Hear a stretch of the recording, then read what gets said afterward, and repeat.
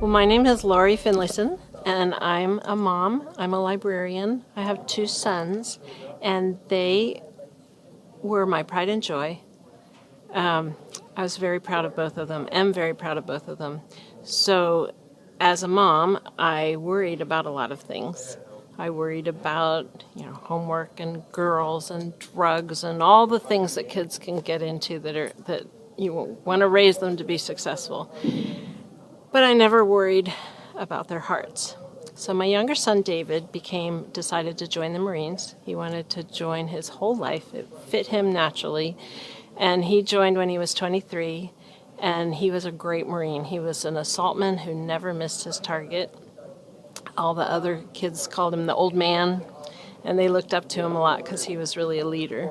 And then 2 years in, he was on a 5-mile training run in Hawaii with the whole battalion, and he collapsed. They thought it was heat stroke because it was Hawaii, and that was a common thing. There was an AED nearby, but nobody brought it. And when he started turning blue, they started doing CPR, and they realized it was his heart, so they called the paramedics. Anyway, he did not survive. So my husband and I flew to Hawaii 2 days later and found that they gave us a huge warm welcome. The Marines were wonderful, really took care of us.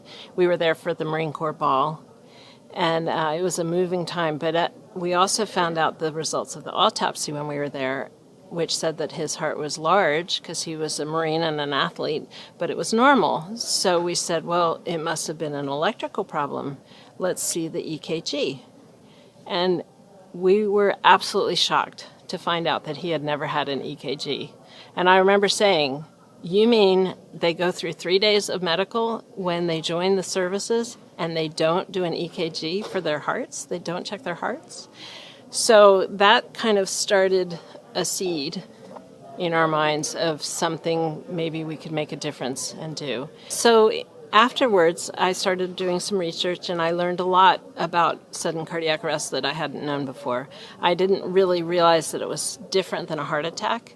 A heart attack is typically something that happens to someone who's older and who has plugged arteries, so it's a plumbing problem, whereas a sudden cardiac arrest is an electrical problem where the electrical impulses of the heart cause a bad rhythm, and the heart can't effectively pump blood, it just quivers. So an AED reads that bad rhythm or no rhythm, and if there is some rhythm, it can shock the heart, kind of like jump-starting a car. It shocks it back into a regular rhythm, and that's why AEDs are so important in the chain of survival from sudden cardiac arrest.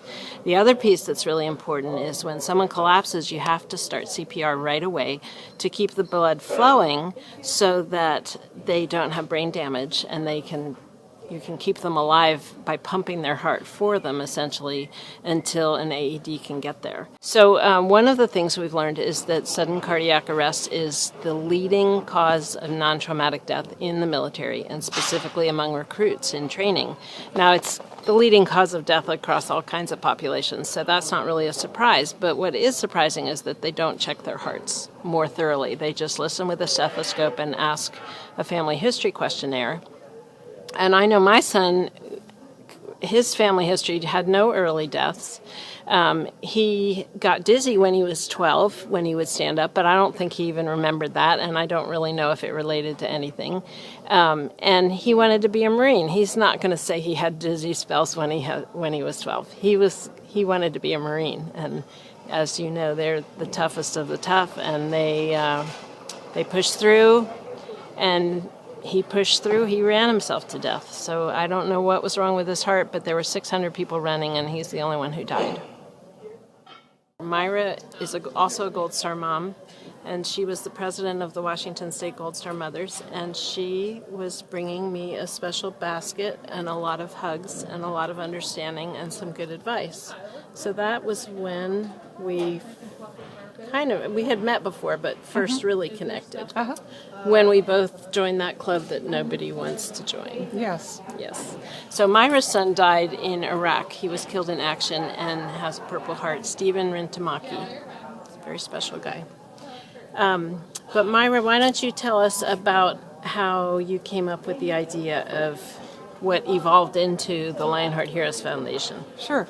Once I went and had a chance to talk to Laurie and John, and we talked over and certainly expressed a lot of compassion, condolences, and then we started talking about both our sons were in the Marines, and then the similarities, and then how they died was very different, and finding out that David died on a training run, and it wasn't identified really quickly. I had just participated in the Nick of Time screening at my local high school that my granddaughter went to, and I thought, this was a good lead-in, and finding out more about what happened to David and the lack of electrocardiogram screening for recruits. We started looking into it a little bit more and realized that in 2002, the military did away with electrocardiogram screenings of our military recruits. And that was sort of an aha moment, and we started discussing that. Right. So Myra knew about the Nick of Time Foundation, which is started by Darla Valenti, whose son Nick died in his sleep of hypertrophic cardiomyopathy. And she and her sister and brother-in-law have started a great organization that screens high school students. So we thought we could apply the same methodology possibly to the military. And we tried to go to our local base, which is Joint Base Lewis McChord in Washington, and to work with the Marine unit there. And we were already, we had it so lined up where to put the tables, where to put the computers, had it all set to go. And the lawyers got wind of it and shut us down because we were trying to use non-military medical personnel on a military base, and that violates one of their protocols. And that started an adventure that where our foundation has gone through many iterations and evolutions to try to reach the ultimate goal of improved cardiac screening for all military recruits. And we're getting there. We've planted a lot of seeds in the last couple of years, and some of them are starting to sprout. Yes. I think with the military and dealing with the militaries, there's a change of command like every 3 years. So you get a buy-in from one command, like we did at Joint Base Lewis, JBLM, and then there's a change of command. And when someone new comes in, then we have to sort of start from scratch. Start all over again and explain our purpose, our reason.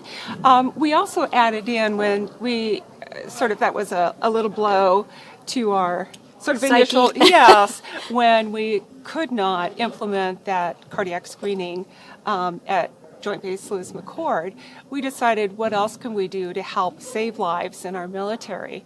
And one was to actually fundraise and provide AEDs to our military bases, not in the buildings, but actually start with outside on the track where they exercise. So our first attempt at doing that was at the Navy base up in Everett, because that's where I do Red Cross. And I thought, perfect. We thought we'd just donate one to the Navy base, but we ran into complications there because the military doesn't accept just donations, so it had to go on up through the legal system. It went to, like, the Rear Admiral of the West Coast had to sign off on it. Yes. It took 6 months. But we did succeed in donating an AED to the naval base, and it's mounted on the track at Everett Naval Station. So that was very exciting. Yes. And we've also donated 3 AEDs to the base in Hawaii where David died. One's in Stephen's name, and one's in David's name, and one is to all other sudden cardiac arrest victims. And they are in places that are accessible 24 hours, and that felt really good. We did a ceremony. That was on the 5-year anniversary of his death. But one of the exciting things that's just happened recently is a seed from 3 years ago when the lawyers shut down the screening at Joint Base Lewis McChord. I called the lawyer, the JAG lawyer in St. Louis, And I said, well, what do we need to do? And he said, well, you need to either get an exception to the protocol or something else, or you need to speak before Congress. And I remember going, oh my gosh. But you know what? I would totally do it. Yes. I would totally do it. And we've kind of started that process. Yes. Slowly but surely. And I think along the way we got a lot of reinforcement and positive support from Nicotine Foundation, Sure. Darla and Sue Apodaca. Mm-hmm. And the lawyer also got me in touch with the chief medical officer of the Navy. So he zeroed in through all the just huge, massive layers of bureaucracy and got me right to the top. So we talked to that man. He's a wonderful man named Dr. Kevin Dorrance, and he really understood the issue, believed in the evidence that supported screening, and said, we are going to do this. Failure is not an option. And that was on David's birthday, so it was really a nice moment.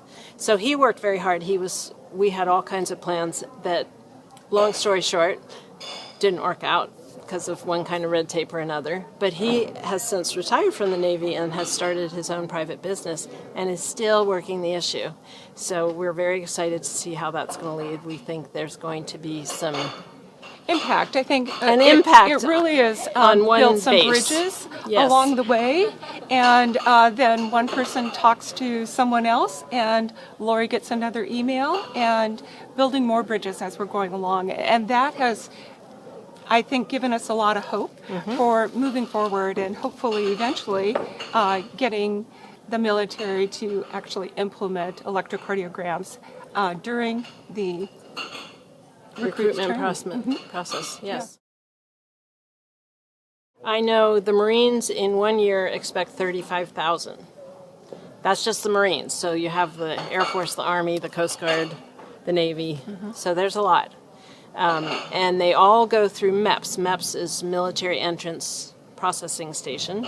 And there are 64 MEPS stations in the country. So it's very doable. If we can get those 64 stations to implement EKG screening using the international criteria that takes into account young athletes and the differences in their electric impulses, we can really make a difference and save some lives. And I think one of the things that we found and what we're trying to sort of sell is that the technology has changed so much. And Yes. With the new technology, the new screening, the false positives certainly has diminished greatly for and also The cost effectiveness. Yes. How quickly we can screen, and really be able to put a lot of service members through in a short period of time.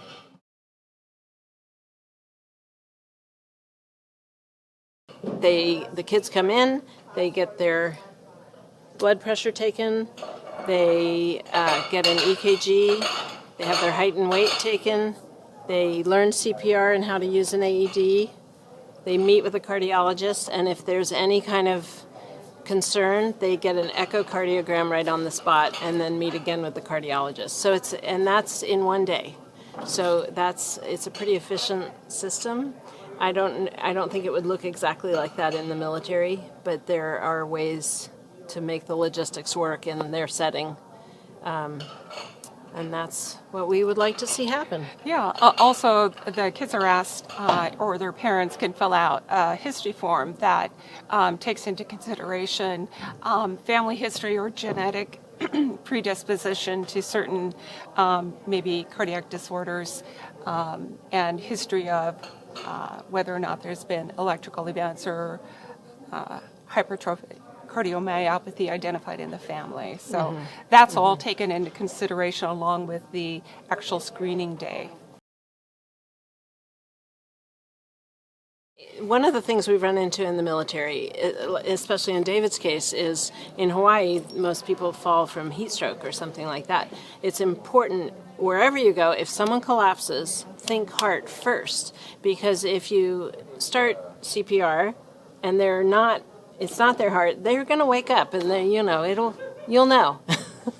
So That's one thing. But I was going to say my husband is very into technology and likes to be on the cutting edge. So he's been pushing for several years now the idea of having smaller, more portable AEDs so that they could be attached to a drone and flown into a remote area. This would be so helpful in the military because they do all this jungle training, and of course when they're in combat they're not going to be near an AED or whatever. And if someone collapses in combat, that puts the whole mission in jeopardy. And mission readiness is such an important thing for the welfare of our troops and for the freedoms that we fight for. So having more AEDs available more quickly is just essential all over the world, and I look forward to the new things that are coming. Increased availability in areas that they can access AEDs a lot quicker. Yep. And having more Navy ships have one AED on a whole ship with multiple levels. I mean, they need to have many more out there. So as the price comes down and the portability goes up and the technology gets better, we look forward to having much bigger impact as long as the awareness is there and the training is there. So it's a multifaceted problem with solutions.